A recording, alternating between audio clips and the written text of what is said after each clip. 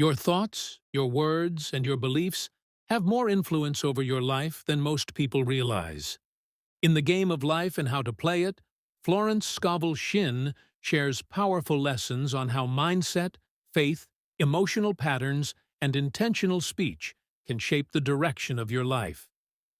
In this video, I'm breaking down the book chapter by chapter, covering its core teachings on prosperity, the power of words, forgiveness, intuition, self-expression, and inner alignment.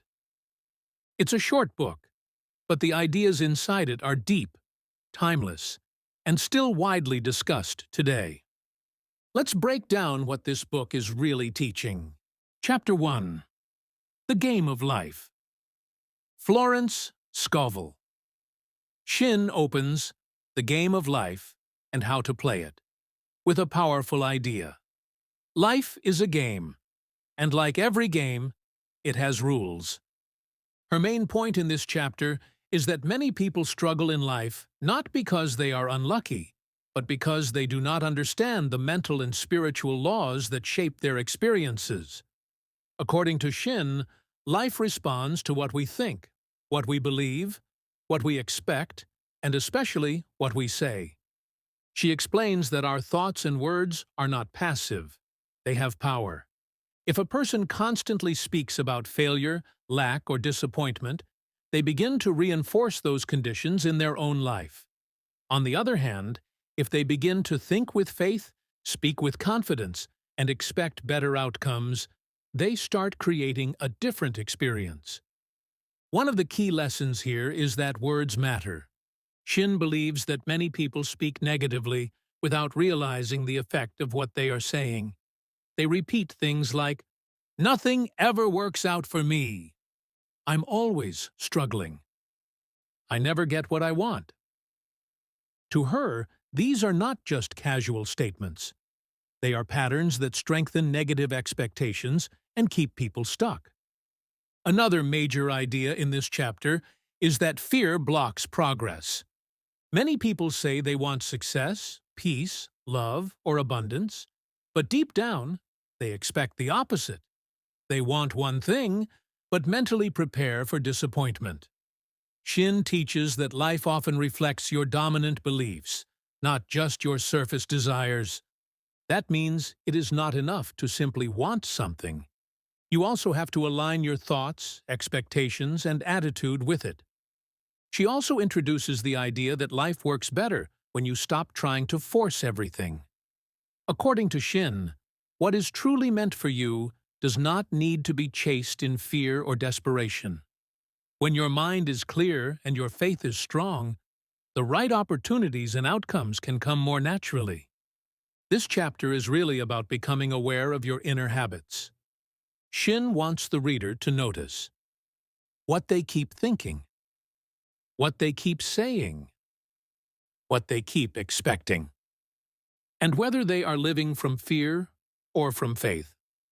Because in her view, those inner patterns shape outer results. By the end of the chapter, she makes one thing clear. Life is not just happening to you. You are participating in it through your mindset, your words, and your beliefs. That is why she calls it a game. Once you understand the rules, you can stop working against yourself and start living more intentionally. To sum it up, in Chapter 1, Florence Scovel Shinn introduces the central idea of the book.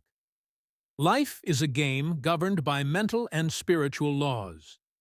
Your thoughts, words, beliefs, and expectations all influence the experiences you create. The key lesson is simple. If you want to change your life, you must first become more intentional about how you think, speak, and respond to what happens around you. Chapter 2. The Law of Prosperity. In this chapter, Florence Scovel Shinn explains that prosperity begins in the mind before it shows up in your life. Her main point is that many people block abundance, not because opportunities are unavailable, but because they think from a mindset of lack, fear, and limitation. They focus so much on what they don't have that they keep reinforcing scarcity in their thoughts and emotions. According to Shinn, this is one of the biggest reasons people struggle financially or feel stuck. She believes that prosperity is not just about money. It is about learning to expect supply instead of constantly expecting shortage. In her view, when a person is always worried, doubtful, or mentally attached to lack, they make it harder for themselves to receive what they need. That is why she emphasizes the importance of faith and expectation. Shinn teaches that if you want more abundance in your life, you must first stop speaking and thinking like someone who is constantly deprived. Complaining about lack, fearing loss, and expecting disappointment only strengthen the very condition you want to escape. Instead, she encourages the reader to begin trusting that there is enough, that supply can come in unexpected ways, and that life can provide when your mind is no longer trapped in fear. Another key idea in this chapter is that holding on too tightly often blocks flow. Shinn suggests that many people cling to money, opportunities, or possessions out of fear.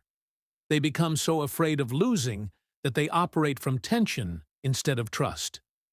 But in her philosophy, prosperity works best when there is a sense of openness and circulation.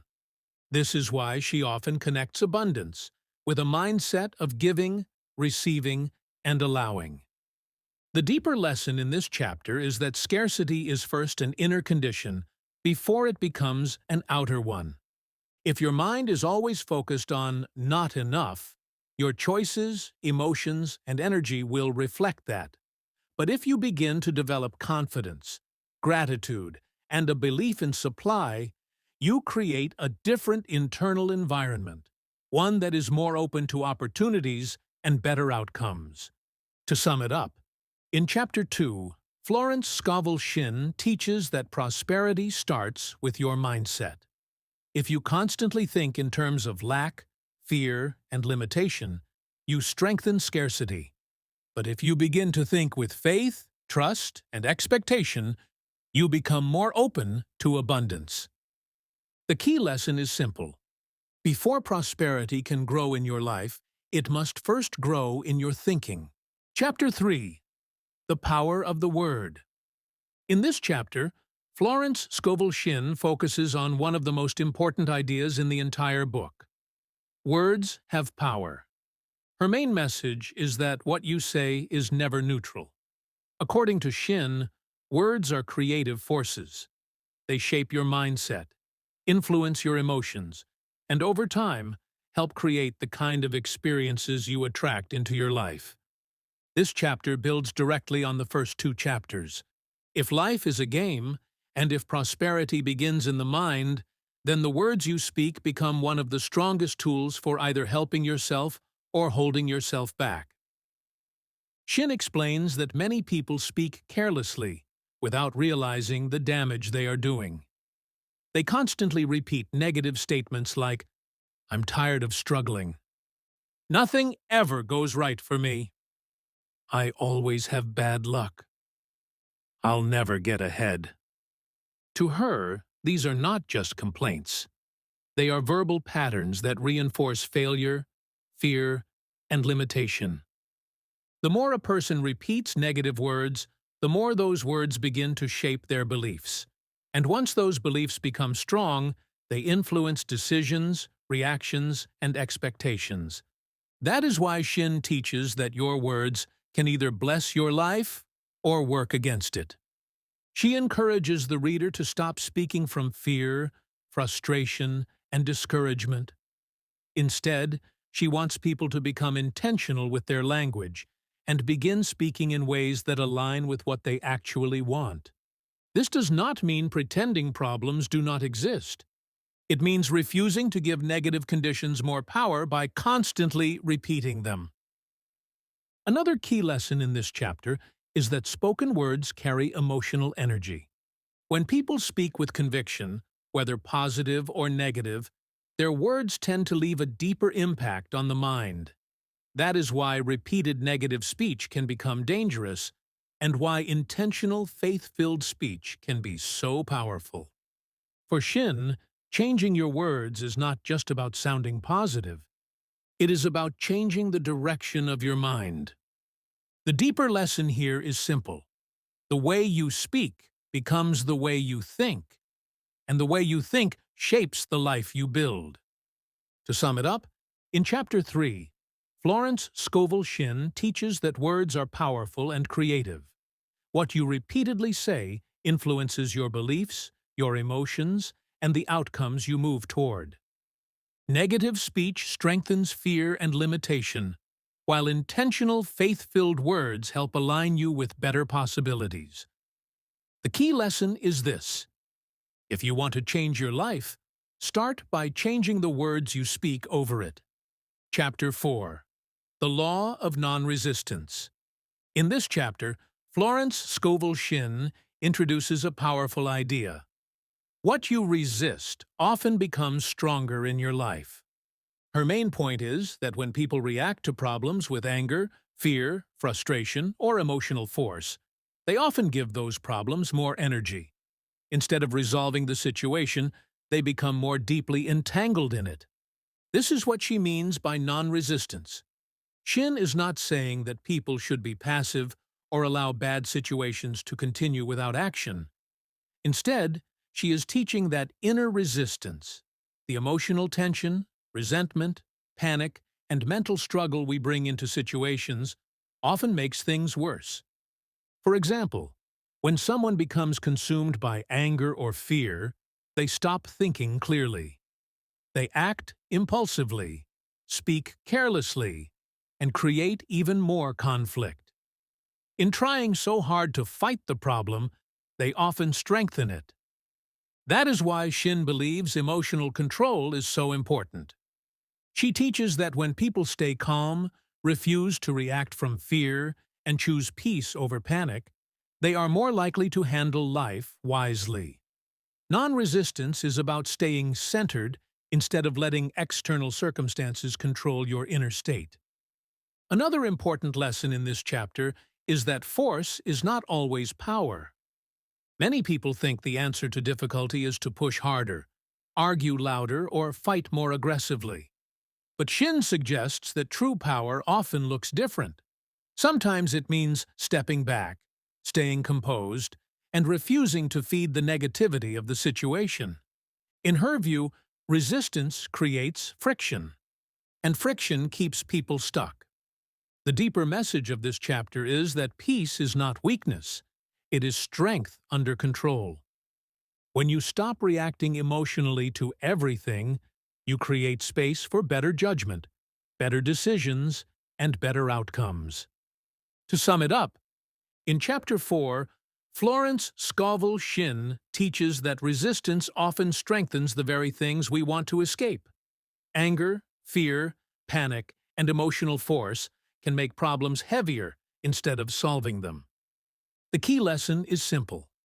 When you stop reacting from fear and learn to stay calm, clear, and grounded, you give yourself a better chance of handling life wisely. Chapter 5. The Law of Karma and the Law of Forgiveness.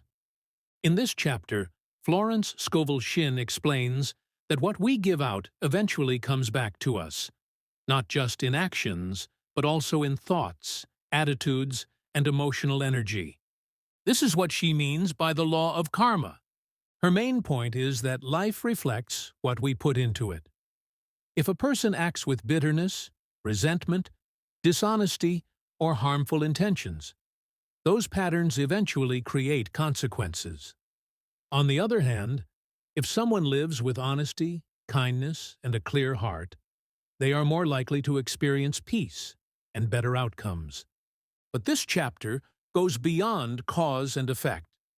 Shinn also teaches that one of the biggest things that keeps people stuck is holding on to resentment. Many people carry old hurts, anger, and emotional wounds for years. They replay what happened, stay mentally attached to the pain, and unknowingly allow the past to keep influencing the present. This is where forgiveness becomes essential. For Shinn, forgiveness is not about pretending someone was right or excusing bad behavior. It is about releasing the emotional burden so it no longer has power over you. As long as you remain deeply attached to anger, you stay connected to the very experience you want to move beyond. That is why she sees unforgiveness as a form of bondage. It keeps your mind tied to old pain. It affects your peace. It clouds your thinking. And it can block progress in other areas of life. Another key lesson in this chapter is that inner freedom often begins with emotional release. When people forgive, they are not necessarily changing the past, but they are changing their relationship to it. They stop feeding it with their energy. They stop allowing it to define their mindset. And that creates space for healing and forward movement. The deeper message of this chapter is that you cannot move fully into a better future while emotionally clinging to old wounds.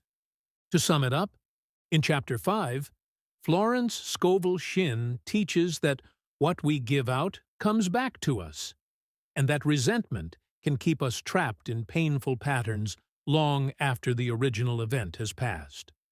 Forgiveness, in her view, is not weakness. It is release. It frees the mind, restores peace, and helps break the emotional hold of the past. The key lesson is this: if you want peace and progress, you must stop carrying what should have been released. Chapter 6. Casting the Burden. Impressing the Subconscious. In this chapter, Florence Scovel Shinn teaches that worry is a burden people were never meant to carry for too long. Her main point is that many people hold on tightly to fear, anxiety, and mental pressure, believing that constant worry will somehow help them stay in control. But according to Shinn, worry does the opposite. It drains peace, clouds judgment, and keeps the mind fixed on the very outcomes we fear. This is why she introduces the idea of casting the burden. To Shinn, casting the burden means releasing the mental and emotional weight of a problem instead of constantly carrying it in your thoughts. It means choosing trust over obsession, peace over panic, and surrender over endless internal struggle. She believes that when a person is consumed by worry, they impress the subconscious mind with fear. And once fear becomes the dominant pattern in the subconscious, it influences how they think, react, and what they expect from life. That is why this chapter focuses so much on the subconscious mind. Shinn teaches that the subconscious accepts repeated emotional impressions. If you constantly rehearse fear, doubt, and worst-case scenarios, those patterns sink deeper into your mind and begin to shape your experience.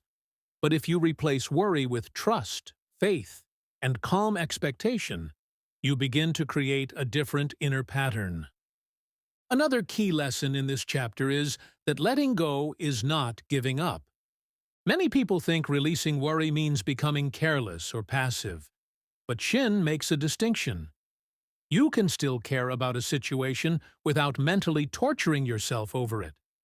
You can still take action without carrying fear all day. You can still be responsible without making anxiety your default state. This is what makes the chapter practical. It teaches that peace is not the absence of problems. It is the refusal to let problems dominate your inner world. The deeper message here is that what you repeatedly impress upon your subconscious mind eventually shapes your emotional habits and expectations. So if you want a calmer, more empowered life, you have to stop feeding your mind with fear. To sum it up, in Chapter 6, Florence Scovel Shinn teaches that constant worry strengthens fear and keeps the subconscious mind focused on negative outcomes. Casting the burden means releasing mental pressure, trusting more deeply, and refusing to let anxiety take over your thoughts. The key lesson is simple. If you want peace and better results, stop rehearsing fear and start training your mind to rest in trust. Chapter 7. Love. In this chapter, Florence Scovel Shinn teaches that love is one of the most powerful forces in life. Her main point is that love is not just an emotion or a feeling between people.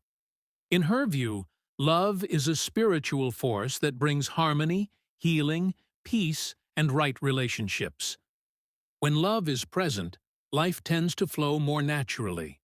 But when a person is filled with fear, resentment, jealousy, or bitterness, they create inner conflict that often shows up in their outer life. This is why Shinn treats love as something much deeper than romance. For her, love is an inner condition. It is a state of openness, goodwill, peace, and emotional freedom. And the more a person lives from that state, the more they align themselves with healthier experiences. One of the key lessons in this chapter is that negative emotions can block the very things we want. Many people desire love, peace, and connection, but they carry anger, suspicion, hurt, or emotional tension. They want harmony, but internally they are still reacting from pain. According to Shinn, those inner emotional patterns can interfere with relationships and create unnecessary struggle. That is why she emphasizes emotional cleansing. She wants the reader to understand that love cannot fully flow where bitterness is constantly being fed. If someone is holding on to resentment, jealousy, or emotional hostility, they remain tied to conflict. But when they choose love, not in a weak or passive way, but in a mature and grounded way, they create space for peace and healing. Another important idea in this chapter is that love brings freedom, not control. Shinn challenges the idea that love should come with fear, attachment, or manipulation. In her view, real love does not try to force people, control outcomes, or cling desperately. Instead, it trusts, releases, and allows what is right to unfold. This is a very important distinction. She is not talking about emotional dependency. She is talking about love as alignment, with peace, with truth, and with the highest good. The deeper message of this chapter is that the emotional energy you carry affects the quality of your life and relationships. When love becomes your dominant state, you think more clearly, respond more wisely, and create more room for the right things to come into your life. To sum it up, in Chapter 7, Florence Scovel Shinn teaches that love is a powerful spiritual force that creates harmony, healing, and peace. Negative emotions like resentment, jealousy, and bitterness create inner conflict, while love opens the way for better relationships and healthier outcomes. The key lesson is this: if you want more peace and alignment in your life, you must stop feeding emotional conflict and start choosing love as a way of being. Chapter 8. Intuition or Guidance. In this chapter, Florence Scovel Shinn explains that not every important decision in life can be made by logic alone. Her main point is that beyond reasoning, planning, and external advice, there is also something deeper that can guide a person: intuition. For Shinn, intuition is that inner sense that quietly directs you toward what feels right, timely, or aligned. It is not loud, dramatic, or forceful. In most cases, it comes as a calm inner knowing, a strong nudge, or a quiet clarity that seems to rise from within. This is why she sees intuition as a form of inner guidance. She believes many people struggle not because guidance is absent, but because their minds are too noisy to hear it. Fear, overthinking, pressure, and emotional confusion can drown out that inner voice. When the mind is full of panic or mental clutter, it becomes harder to recognize wise direction. That is why Shinn connects intuition with inner stillness. A person who is constantly anxious, reactive, or desperate often mistakes fear for guidance. They act impulsively, chase quick answers, or make decisions based on urgency instead of clarity. But true intuition, in Shinn's view, feels different. It is usually calm, direct, and free from inner chaos. Another key lesson in this chapter is that intuition works best when it is trusted and tested through awareness. Shinn is not suggesting blind impulsiveness. She is not telling people to follow every random feeling. Instead, she teaches that people should learn to become more aware of their inner impressions and notice when a quiet sense of certainty keeps returning. The more a person develops this awareness, the more they can distinguish between fear and wisdom, impulse and guidance, emotional panic and genuine clarity. This chapter is really about learning how to become inwardly sensitive. In a world full of noise, opinions, and distractions, Shinn believes that some of the best direction comes from within. But to access it, a person must become calmer, more observant, and less controlled by fear. The deeper message of this chapter is that guidance is often available, but it requires a quiet enough mind to receive it. To sum it up, in Chapter 8, Florence Scovel Shinn teaches that intuition is a quiet inner guidance that can help direct our choices when the mind is clear and calm. Fear, overthinking, and emotional noise can block that guidance, while stillness and awareness make it easier to recognize. The key lesson is simple. If you want better direction in life, learn to quiet the noise and pay attention to the calm wisdom within. Chapter 9. Perfect Self-Expression or the Divine Design. In this chapter, Florence Scovel Shinn teaches that every person has a unique path, purpose, and place in life. Her main point is that many people suffer because they are trying to force themselves into roles, careers, relationships, or situations that are not truly aligned with who they are. They may be chasing what looks good on the outside, what others expect of them, or what seems safe. But deep down, it does not fit. This is what Shinn means by perfect self-expression. She believes there is a natural way each person is meant to express their gifts, talents, and purpose. When someone is aligned with that path, life tends to feel more natural, more energizing, and more meaningful. There is less strain, less inner conflict, and a stronger sense of flow. That is why this chapter is so important. Shinn is not just talking about career success. She is talking about living in a way that feels true to who you are. Many people are unhappy because they are trying to become someone else. They compare themselves, copy other people's paths, or force themselves into lives that do not match their real strengths. According to Shinn, this creates frustration because it pulls a person away from their own design.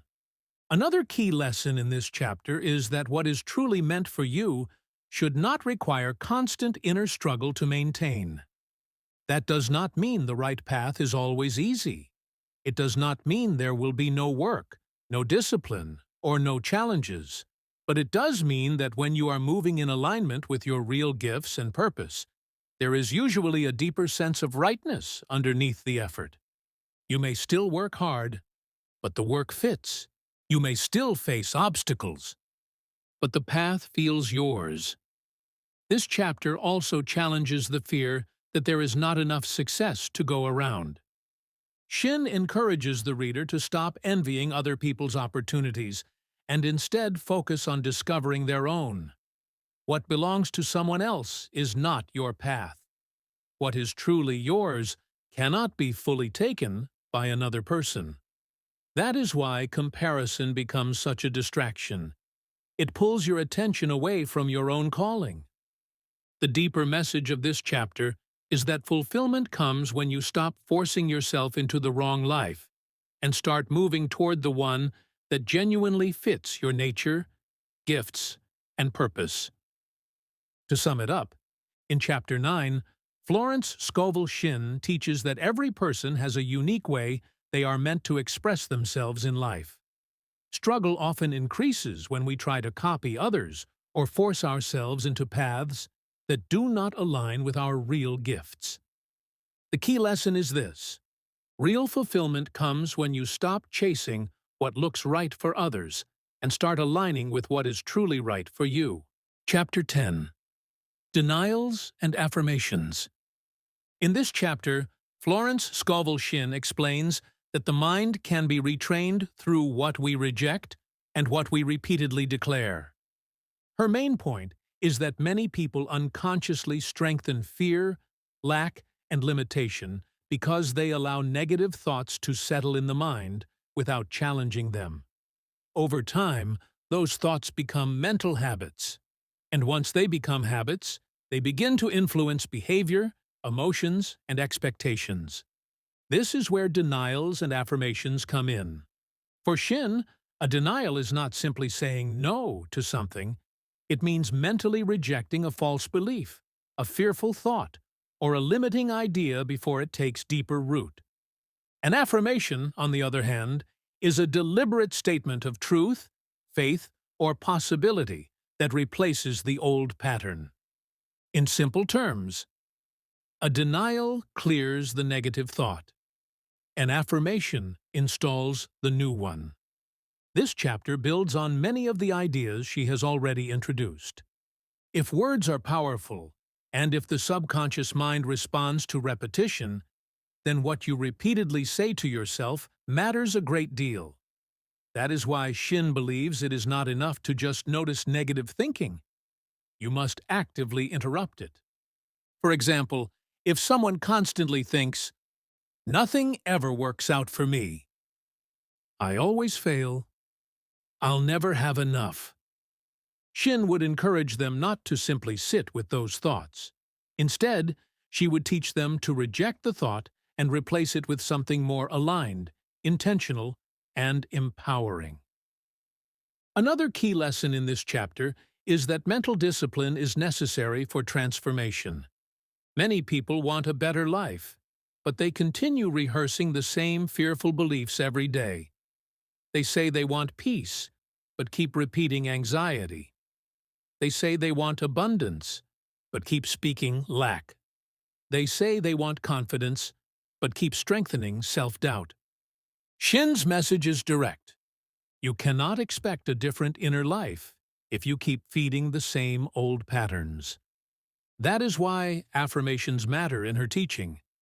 Not because they are magic words, but because they help reorient the mind. They help redirect attention. They help break automatic negativity. And over time, they can begin to reshape the emotional and mental atmosphere a person lives in. But the chapter also implies something deeper.